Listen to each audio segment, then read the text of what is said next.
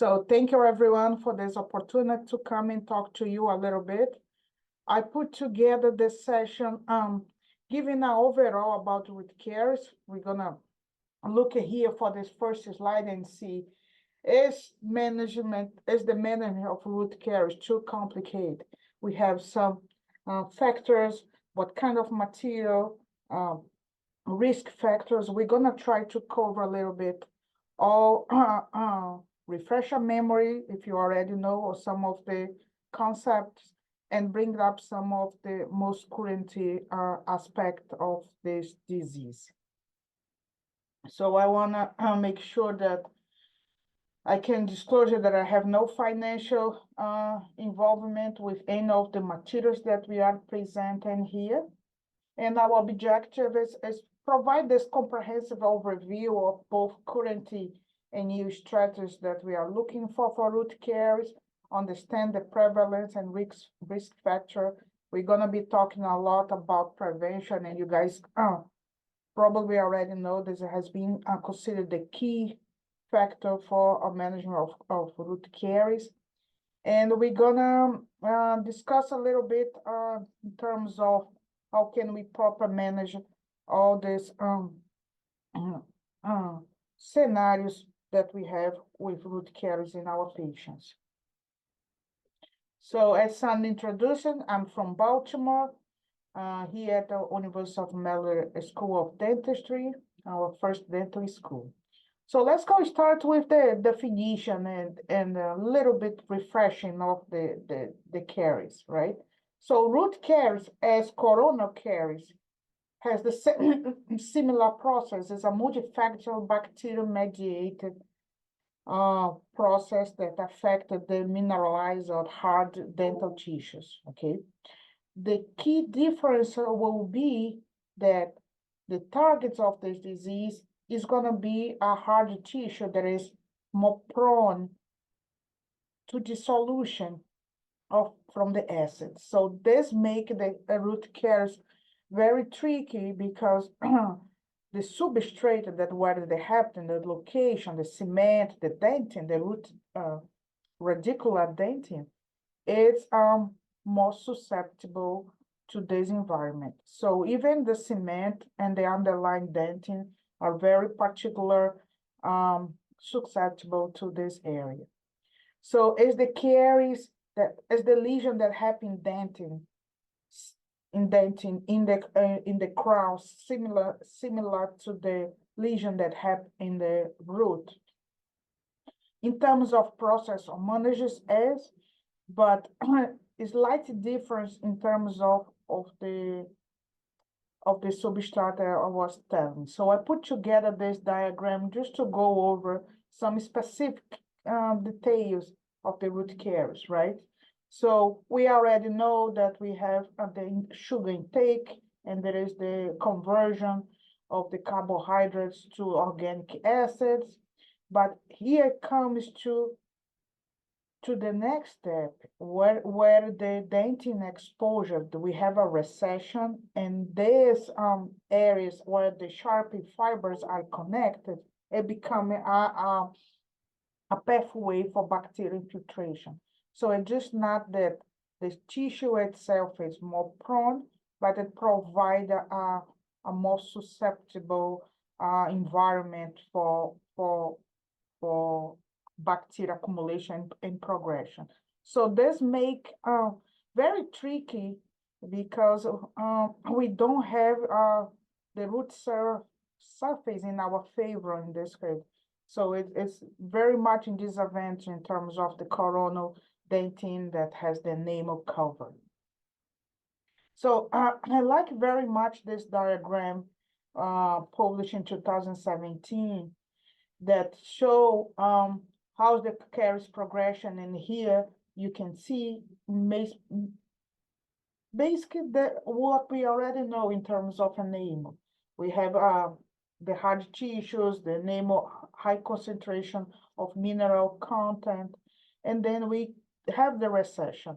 And when the recession happens, we have all the exposed area that is very, let's say, not just susceptible, but easy to accumulate this a bacterial buildup from the plaque that accumulated the gingival margin. And then we have in that case, together with this scenario, the dissolution of the enamel. As you guys remember, I'm gonna bring up this in the next slide. The pH need to drop to 5.0 for us to have dissolution at the enamel. This does not happen when we're talking about roots. Our tolerance to acid solutions is very low, talking about 6.8 to 6. Remember that our pH, neutral pH here is around 7.4. So a small drop already is able to dissolve the mineral content of the cement and root dentin. So this putting us in a very disadvantage in terms of of manage this disease, because very easy the root can be dissolved by the acids. I put together this here as a table that give an overall difference between lesions in dentin in versus lesions in root caries. But I want you to pay attention on those three topics that are highlighted in gray, okay?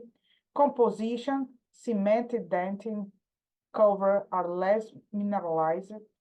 Critical pH for demineralization. We just talked between 6.8 to 6. We already have, let's say, a less tolerance on this versus 5.5 that we have in the neighbor. And progression rate. Progression rates, now the root surface is softer and more exposure, so it's faster in terms of that. Bacterial composition, I want you to keep in mind, we're gonna talk a little bit more about this, but I want us to link the bacterial composition with those three components here, which is the pH that we're gonna start to have the dissolution and how it's easy to dissolve the enamel dentin. So just to facilitate to connect the dots in terms of understand a little bit more about root caries. Okay. This is the overall, let's say, clinical aspect that we look for the root caries: location, progression, and the overall, I say, clinical detection.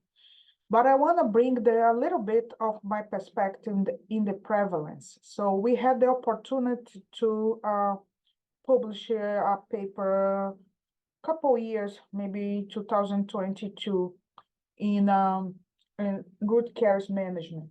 And we look for prevalence. And this map here reflects very much what we were able to see. There is a large discrepancy among the studies. Some of them present prevalences as low as 8%, and some of them high at 61%.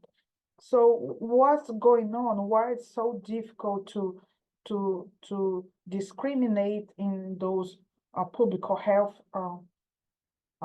large studies of the difference between root caries, cervical caries, and coronal caries. So there is a lot of discrepancy in terms of understand of the exactly definition and how exactly was this transition, what is enamel, what is dentin. So this is why we see a large discrepancy, but also give you a good picture in terms of, if you look here, the color gradient, light to dark represent a lower to high. And as you can see, we have a very good distribution of root caries prevalence. And it quite surprised me because, and you come here and say, we are in 2024 and we don't know yet, or we don't have good evidence in the prevalence of the disease.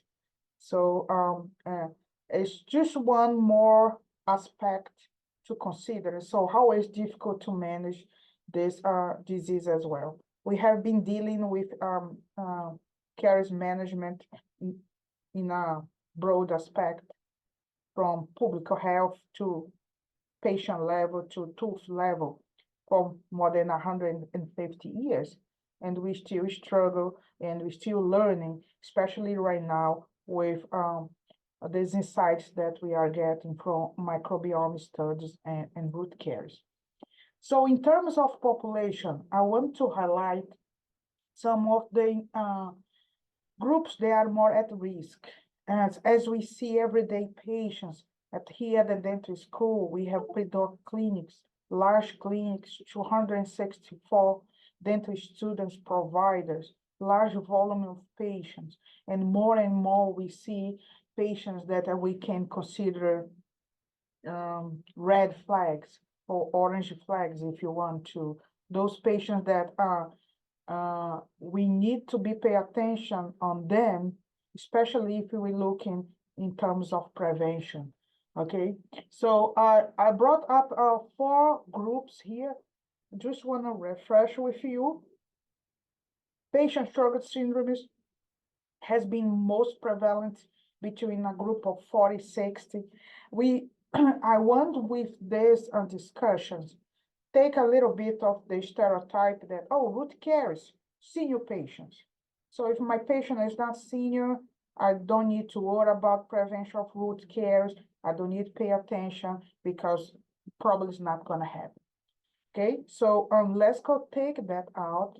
Yes, we're going to talk about the seniors. They are a risk group, but there is other aspect that we need to look in, and Sjogren syndrome is one of them, especially in female patients 40 to 60 years old. The dry mouth is a large contributor for a high risk of root caries, right? Low income household is the social component, as you already know. It comes just to highlight. We're talking about 29% of our overall population in the United States that are in risk, let's say, to developing of the root caries. Older patients, again, this is number 16%. This is an overall, let's say, wrap up. As I told you, it varies among the states greatly. But if you look at the numbers in terms of country, looking those global studies, is approximately 60%. Okay, and of course, this is a data from 2020. As the population age, we're gonna see more of those risk factors and consequently more of those lesions as well. But I want to bring this up to this attention.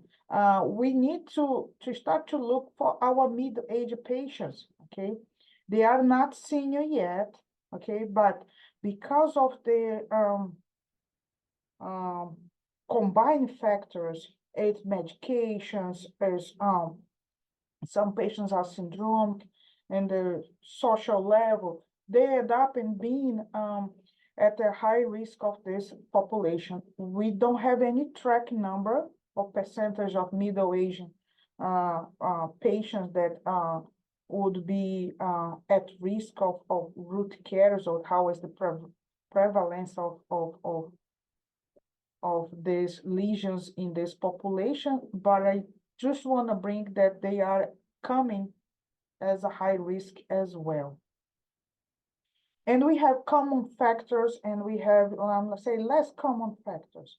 Common factors are, I'm going to bring it up here, like the senior patients, right? This is like the first flag that is right. Oh, senior patient, let's go see how the patients in terms of root care in the initial examination. But another thing that we need to look is the salivary flow as well. And this is regardless of the age, as I told you, 45 to 60. Let's go look at how the things are going. It's very interesting to note that we only most gonna notice any decrease, and the patient will note is if you come and ask, do you have a dry mouth? Do you have, the patient is not gonna notice anything unless you have a more than 50% actually decrease in saliva production. So if your clinics somehow has the opportunity to screen for salivary flow, if you have the opportunity, use it. It's a very I say it's a very good tool to giving us a spectrum. You can have a better way to track the patients. It's quite simple. Ask the give a piece of paraffin or small plastic that comes with the kit. So if you don't, then it's just ask the patient to stimulate the saliva, and for 1 minute you should have 2 ml. Okay, so if it is less than this, you can say, okay, we have to look on that. And of course, there's in combination with biofilm, accumulation, plaque in the cervical area. It's very tricky. And those are, for me, are like the most common. We always associate that. But I want to bring the attention of some of the recent studies are bringing up very interesting data in terms of depressions and dental caries in United States. So this is a recent publication from beginning of the month that show a large study group with from the 2025 to 2018. So increased risk of young adults and women, again, if they are depressed, they have a high risk of root caries. Even in age earliest is the 20s, okay? And if the moderate or severe depression participants, if the level of depression is moderate or high, there's increase like by 50% the chance of the person have root caries, okay? And I think the most important, I would say, outcome of the studies as they look for the caries, the conventional caries in the crown, and depression was not associated with a untreated crown. So it comes together for, again, for the aspect of the root caries, we have a site most prone to be target of a lesion. And when it comes to the I would say the minimal contribution, let's say this way, that the depression brings to this scenario is already triggered the disease. So there is a lot of other questions that we want to take, but this is a interesting study that helping us to give more information in terms of how we can look at for the big picture in terms of prevention. I'm sure everybody has opportunity to treated depressed patients, and I understand how challenging it can be, the engagement of these patients in terms of oral hygiene instruction, but it was very interesting to bring that. And of course, those are common factors that we already know: medication, hypertensive medication, diuretic medication. So allergy, overall medication bring that impact in the salivary flow as well. So it's funny to and somehow sad to look at this. We had recently a clinical study here, and we are looking for control patients that doesn't take any medication, and we struggle to find a group of patients being seen by a dental school facility that does not have any type of medication. So most of our patients are polypharmacy, have a list of medication taken. So just to highlight how how more and more often common this has become. I believe that each one of you can come and share experience of polypharmacy patients and how this all this infected. How can you not have right now someone that is not taking our hypertensive medication or medication for diabetes? Okay, looking for Sjogren's syndrome has been noticed that sometimes the dentist is the first role in terms of helping to the diagnosis. Sometimes the patient are not aware of that, and depend on what kind of service and what community and location you are.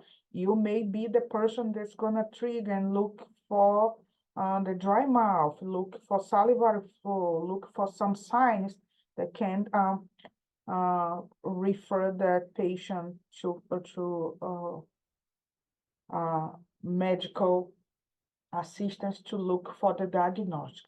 And overall, this graphic here is a little bit complicated, but it's interesting to see that more and more we are looking for effect of common disease that we are having in our population, aspect depression, high rates of depression, different levels, different degrees. Anxiety has been increasing initially, different generations, different areas.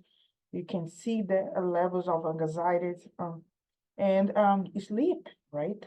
Affecting the production and somehow affect how you are and helping that patient or trying to provide assistance in terms of caries management, because those three factors are definitely influencing the salivary production. So this is just the pathway.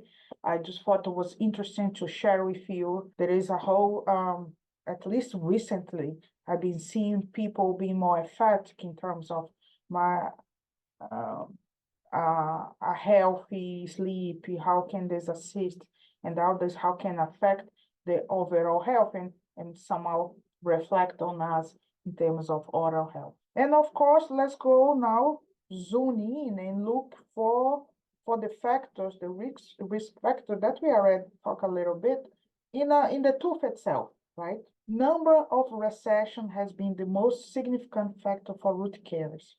So patient has recessions. Patients are at risk to develop recessions. This is definitely is the red flag. That patient should be right away be engaged in a preventive protocol with a high concentration of fluoride for root caries. Association with periodontal disease, okay? I'm probing, I doing the cleaning. This patient is a red flag because of possibility of developing recession and something else. Plaque accumulation, of course, is the challenge, especially in the proximal area. Dentures wear, okay, sparsa partials, if you have those lower canines, they can be an easy target for root caries. Lower premolars and lower canines when they are the abutment for the partials. So patients in this scenario, they doesn't have a root caries right now, but does have the recession or doesn't have the recession yet, go forward for a protocol of fluoride, high concentration of fluoride. And we're gonna talk a little bit that, but basically is fluoride vanish 2, 3, 4 times a year, okay, if it's possible. For brushing an anatomical location of the recession, sometimes it's difficult to clean, has difficulty, so it's difficult to access. It's sometimes the recession comes a little bit towards lingual as well. So the anatomical location can contribute for this aspect. All right, so remember that we saw those 3 items in the table, and I said, hold your thoughts. We're gonna link with some of the bacterial components. So here we go. We have been looking all the most recently microbiome studies, and we are running one right now within our ADD residency program here at the school, looking for collect plaque of root caries in three aspects. Those that are not cavitated, the ones that cavitated, they are advantaged. So basically early, middle, and advanced stage. But what I want to bring this to you is we found, and the literature has been very supported, that the most prevailing when the shift happens and the disease is established, the most prevalent species of bacteria are actinomyces. Mutans is there to ability to quick adapt to surface. Lactobacilli is there in terms of I can resist, withdraw the acid. And then come another component that has been more and more investigated. It's amazing me how much we did not know this about the interaction candida and mutants for ECC, for early caries in children. As it surprised me how much we don't know actinomyces and candida for root caries. But look for patients that have candidiasis. Those patients can be a red flag for root caries as well, because candida has a strong synergetic interaction, as you can see here. Increase the acid production, increase the biofilm formation, increase the inflammatory response, and downgraded the immune response. So candida came to the scenario to accelerate the root caries development. Okay, so patients that has candidiasis, it is a patient that need to be in the protocol prevention of root caries if they do not have a lesion or the disease established yet. But it's very important, and as you can see here, what all those species has in common, they are all acid producers. And what we saw in that table before in the previous slide, that cement and rootedentine can be dissolved in a pH as low as 6. So we have a very bad combination, a combo of bacteria that are able to produce and survive in a acidic environment, and a surface that can be easily dissolved. So it's two factors that are not gonna help at all the preventions. In fact, it's gonna facilitate the advance. So those are a couple of basic components. I don't want to come here and bore you about bacteria and microbiome, but I want to help you put line up some dots to come to a clear understand of the clinical implications of the root caries, right? So and what you can bring this is a customized oral hygiene recommendations. Okay, this is very tricky. Let's say, ideally, I would love to hear and see that all our patients are compliant with our oral hygiene recommendation, but this is not the fact. This is not really much what happened. But you can see that the patient, for example, has candidiasis. You can look for medications and associate to reduce the candida, because you know now that the candida is the perfect match for the bacterial group that's gonna accelerate root caries. So helping us, the microbiome studies are somehow helping us to give a better aspect of the root caries. But overall, this is the type of patients that we see that seek our assistance. I believe you have similar experiences here as well. They are not compliant. They have sometimes, most of the time, need special care or have some systemic disease that are not in our favor in terms of cares management. Okay, so this is the overall aspect, and then as much as we can engage a patient in our oral hygiene protocol, even better. Another thing that I want to bring and discuss with you that was even interesting for me to see is we still struggle in terms of detection of root caries. First, the location sometimes can be tricky, you know, sub-G in some areas, if patient has a crown or interproximally, you know. This patient here is a partial user, as you can see here. It's specific where the area or the denture rests. So those are key specifics. But most interesting is that colleagues are still struggle in terms of identify what exactly is the root caries. Okay, unless of course it is in advanced stage. And we don't want to wait to detect anything in advantage with. So clinical signs look for softness. Sometimes the color can be quite similar to the root color, okay? Leathery lesions, if you can see that if you try to scratch it, it comes with a tug back and softness, okay? And yellow and brown. Why one lesion will become brown? Because of the pigments of the diet that comes, and there is a demineralization, so it's gonna accumulate those pigments over there. So, but most of it can be quite similar. Okay, so just a quick reminder in case refresh the memory. I'm sure that you guys already know how to look for root caries, but I want to bring this up. You know, same thing on of early lesions. They are quite difficult.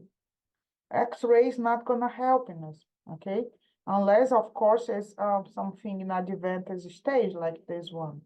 But if it is not in the early stage, just the clinical examination will allow, you know. Differentiation root caries, non-cervical callus lesion, and stain. It can be tricky as well. I know this. It can be arrested root caries. It's shiny, and it is in the roots. So must be not necessary. It may be a early stage of abrasion, can be a stain. So some of those areas need to be better diagnostics in terms of what exactly is the root caries. Okay. Differentiation in terms of bite wings when looking for cervical burnout. Sometimes there is a confusion, but again, the X-ray is just to raise a flag. It's your clinical judgment during the clinical examination will be promoted. Sub-G locations, they are a little bit tricky as well in terms of caries detection, okay? Especially when they come associated with the crowns, as you can see here. Very detrimental for the patient. Okay, so let's go coming from prevalence to understand the risk groups and go narrow down to the tooth and find the lesion now and look for inactive lesions and active lesions. Okay, probably again you guys already know, but I want to bring that and discuss a little bit about you. If it is shine, has no biofilm in the area, okay, there is no retention, okay. Sometimes the colleagues say, should I restore or should I not restore? It depends. Do you have a cavitation? This is only reason that you're gonna actually restore. No, the surface is flat. I just can refine with a burr and the patient will be able to clean. So there is no need for the restoration. The patient is under control, but you have a cavitation, it gonna, same way, you need to restore. You cannot leave that area to accumulate plaque, okay? So bring up the idea in terms of plaque control. Plaque can be controlled, renalization therapy, plaque cannot be controlled, and there is a cavitation. Of course, we're gonna restore. And reassessment every 6 months is the ideal, but we are very much aware of our reality in terms of patient compliance with follow-ups appointment. Okay, so let's go look in terms of preventive measures. I put together this comprehensive, let's say, flow chart for us to look for the primary objective. So if you want to prevent root caries, what's the first thing that I should do? Okay, I'm gonna, of course, initially look for prevention of gingival recession, because if I don't have root exposure and I don't have recession, most likely I'm not gonna have the root caries. Secondary measures, how can I stop the demineralization of exposure root surface, okay, when there is no cavitation? Non-restorative procedures, the demineralization has advances, okay? Now we have a cavitation. And how can we look to arrest the progression, okay? And of course, restorative in terms, we're gonna restore, there is clear indication what kind of materials we're gonna use. So here we go. Let's go talking a little bit about prevention of gingival recession, okay? There is different scenarios in terms, you work in a large private practice and a dental hygienist in charge of that. How can you link and make sure that she's covered, she or he is covering this aspect from your patient pool? You are in a community base that some of the prevention and the care is done by the dentist. So that there is different scenarios, but what we should be looking in terms of initial primary objectives, prevent the recession, proper brushing technique. So I've seen, we talking about seniors as risk group, seniors, and you have to look at the patient as, again, in a big picture, try to zoom out to have this big aspect in terms a patient has arthritis, some of the knuckles can barely close. So what we're gonna do, can we get a silicone putty and adapt the brush so the patient can have a better grasp and brush, okay? We have the whole reduced motor skills in some of senior patients. How can assist them to clean, especially they are receiving a partial or a denture. Okay, patients with motor disorders. So what else we can assist so the patient can do some part of this difficult task at home. Access to oral care. Of course, if we can have some exposure of the patient to oral care that receive counseling in terms of tobacco, smoking, prevention of mechanical trauma. I saw right away this patient is grounded, needs to have a night guard, otherwise it's going to start to create a lot of recession, inflammation, periodontal disease. So that would say like the first target of our root cares management, and don't let the root get exposure, okay? But when this happens, we're gonna go forward and look for how we can stop or prevent the demineralization of those root surface, okay? High concentration of fluoride has been already very well established to prevent root caries. we're talking about 5,000 ppm of sodium fluoride dentifrice, so this prescribed toothpaste, right? And of course, it comes the first challenge. What is patient engagement to buy this toothbrush? Has the insurance or not? Has access to this type of toothpaste or not? And I brought this comparison to let you know that if the patient can come to you and you have fluoride vanish application 3-4 times per year, or stun fluoride is less common, but again, 3-4 times a year. Or even if you can engage patient to do a monthly wash daily, you have similar prevention outcomes in terms of caries progression. So, of course, ideally, would you like your patient to come 4 times a year and you can apply fluoride vanish? But even this, if it's the monthly wash at home, it can assist on that.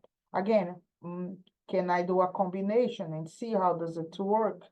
My patient come twice a year and I recommend them to do a fluoride mouthwash. How can this can assist, in the office and at home to prevent the caries. There is other complementaries, and you're gonna see more and more often discussion and studies about amorphic calcium phosphate, casein phosphate combination, and impact of combined treatment. A lot of things are being there outside. Start to use my paste plus start to get in the US market. So there is other combinations, but I would say very not well established as the fluoride. So if you wanna go to a preventive protocol, go with fluoride. It's already well established, And if there is possibility later on for you to combine those treatments, patient want to use this special type of toothpaste and have the applications in the office, that's fine, because we have some of the evidence and show a similar performance to the 5,000 ppm of fluoride. Chlorhexidine varnish has been brought up. It's not very common to use chlorhexidine vanish, okay? So I brought this table here, summarized, and as you can see, 10% chlorhexidine vanish was able to reduce 50% of root caries prevalence in a patient when comparing to control, okay? So the control, there is no intervention, okay? So if you look for this aspect, it can be positive. When you look to compare with fluoride vanish, there is a couple of disadvantages, okay? Potential stain of the teeth and taste alteration, the cost of chlorhexidine vanish versus fluoride vanish, okay? Every 3 months, pretty similar, works more in the bacteria, okay? So it is antibacterial mostly than remineralizing itself, okay? Effective in reduce the bacterial load. So I want to bring the chloride vanish for you, so you'll be aware that can, when alone, it can be effective in 50%. When compared with fluoride vanish, has similar performance, but some of the disadvantage that I think if you want maximum patient compliance, cost is one factor that we need to consider, of course. So it comes to this point, but there is, investigations on that aspect, how the chlorhexidine can assist them as well. And comes, of course, SDF has been with us for a while. It's considered a non-invasive application, can very much stop the progression of the caries lesion. It comes with big advantage to be cost effective, okay? When to use SDF? This is one of the most common questions that students and colleagues often bring to me. It's when I can use SDF, when I can go ahead and do my restoration. Okay. You have to look for the overall patient. Is a difficult managed patient? Is difficult access? Can I easily go over there and restore? If you can go easily over there, restore, go and restore.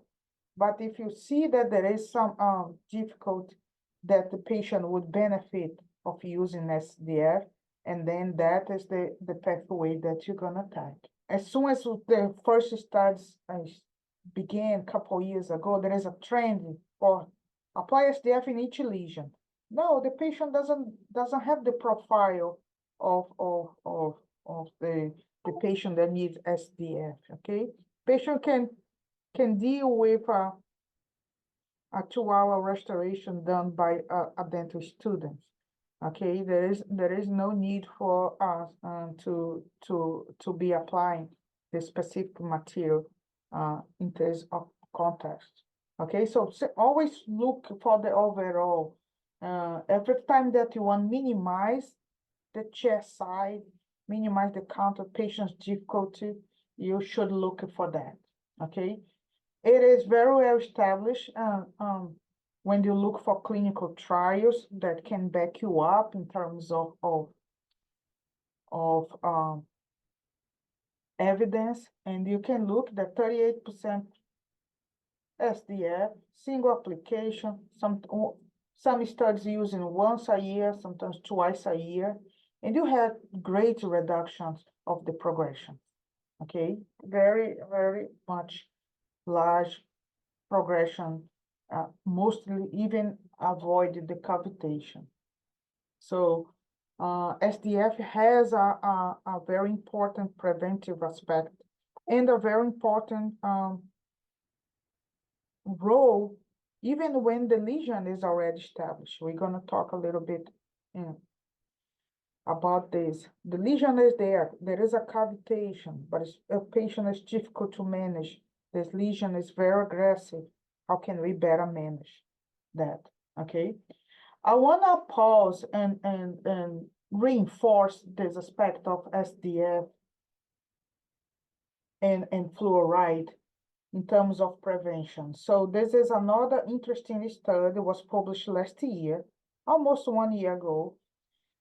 They look for a large course of patients. We're talking about a study from the Department of Veterans Affairs. So they look for effectiveness of fluoride gel and rings in prevent root caries. So large group of patients, and very interesting. Veterans without root caries receive fluoride treatment, or 32 to 40% less likely to receive a restoration.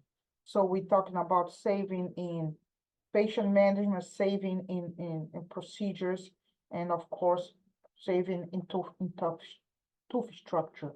Okay.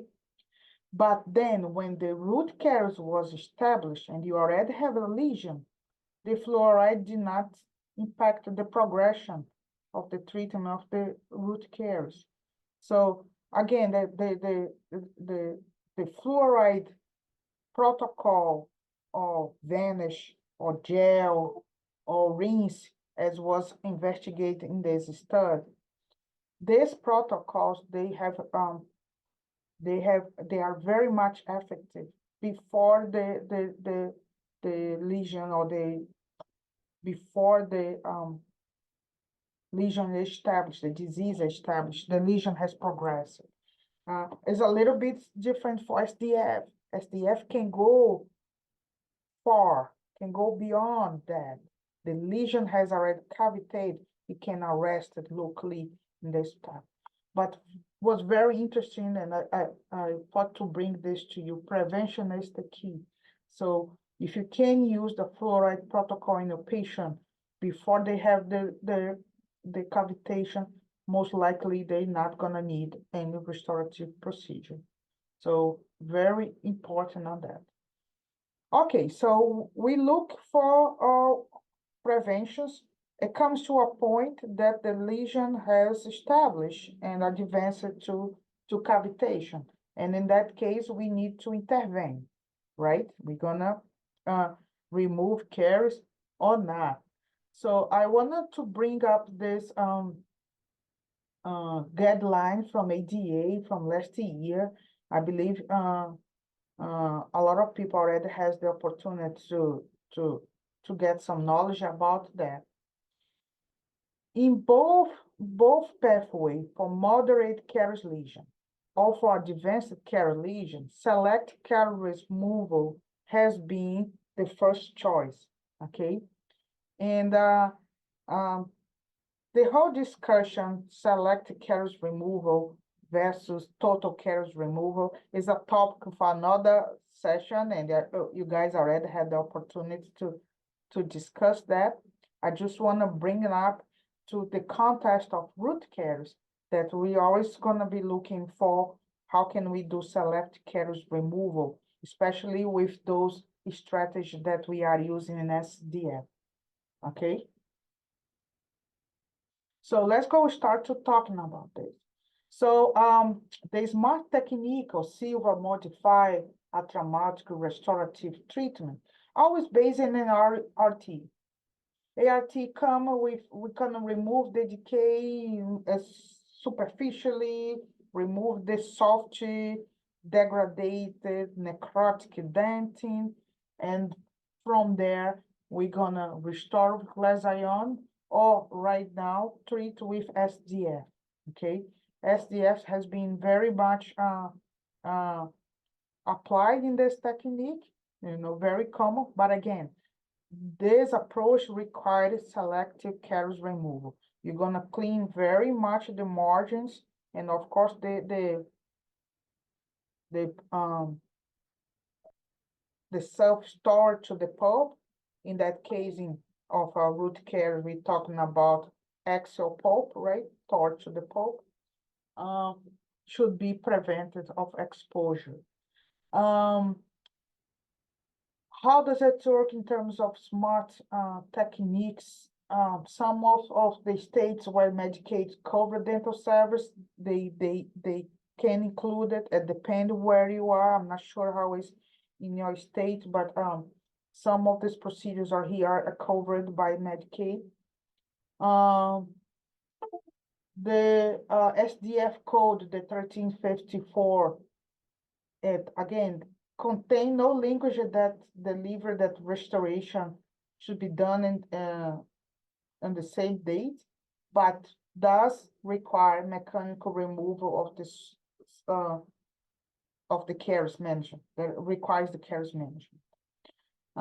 Sometimes we look protective restoration as a part of the emergency care for those high caries patients you can use, or even preventive resin restoration when it comes to the RT inserted context that you're gonna use a resin modified glass ionomer or something like that. So there is some possibilities of coding. So if you have not been using that, you can maybe explore for sure. Okay, so how does the SMART technique works with FCDF and glass ion, and which classification we are trying to use right now? We have two approaches for that. One is the multiple appointment, a SMART restoration. We're gonna arrest the lesion first with SDF, and then we're gonna restore later. I brought this example. This has come from a paper that is published in a special care dentistry journal. I thought it was very interesting to us to see female patient, I'm sorry, fearful patient with dementia, very difficult to manage, arrest the care and restore a couple of times of that. So this is one of the possibilities. SMART, we're gonna do same day, SDF, clean up, condition and restore. Can be done with glass ion or composite. For the restorations in terms of glass ionomer, has been the most recommended for root caries. This is, again, coming from our guideline. And if you go ahead, if you have the opportunity and the indications for glass ion, you're gonna restore. I wanna very briefly, my time it's ending here, but I want to bring you and I want you to take this home. Fluoride release from conventional glass ion, fluoride release from the Fuji-9 geriatric pediatric extra, as the name says, gonna extra fluoride versus resin modified glass ion. Okay, so if the static is a concern, you need to be aware that you're gonna reduce the fluoride release in that glass ionomer. It's very important for you to know in terms of what you are selecting, okay? A couple of other aspects is that everything for fluoride is dose response as much you want to do. I'm not gonna get in details here. And composite restoration, again, if you have ability to isolate or control, you can do it. So I'm gonna go to my takeaways, okay? I really want you to make sure they understand who are in risk and what the patient targets for my protocol. Importance of comprehensive care. We as a dentist, we cannot do everything alone, so we can look to focus on our preventive measures. Very important to look for this in terms of caries management. We have challenging detection, but we have good restorative materials that can assist you as well. All right. Thank you for watching. And we just heard an excellent presentation from Dr. Mary Ann Mello about root caries, and she covered so much, including the bacteria, the prevention, the management. I'd like to add this special bonus section to talk about a very challenging issue, that being the management of the interproximal lesions. And in this radiograph from an article from Ken Shea, you can see on the distal of tooth number 29 and on the mesial of tooth number 30, there is root caries. The question would be, how will you approach these and how will you restore these? So again, these are interproximal caries, and I think we can all guess that if we try to approach these from the occlusal, we're going to have to destroy a significant amount of tooth structure. Similarly, here's an article from Menito and Rennie from Operative Dentistry. We are looking at tooth number 18, which has distal root caries. And again, to try to approach that from the occlusal would cause a significant loss of tooth structure. So the philosophy is to approach from either the buccal or the lingual and try to clean interproximally, but then how are you going to restore these? So again, I'm going to be pulling from some articles, which I hope you'll find interesting. Again, this segment, we're talking about management of interproximal root caries, and the tooth is being prepared different than coronal caries. And here you can see on the distal of tooth number 30, the restoration in a slightly less radio-opaque was done by approaching from the lingual or the buccal.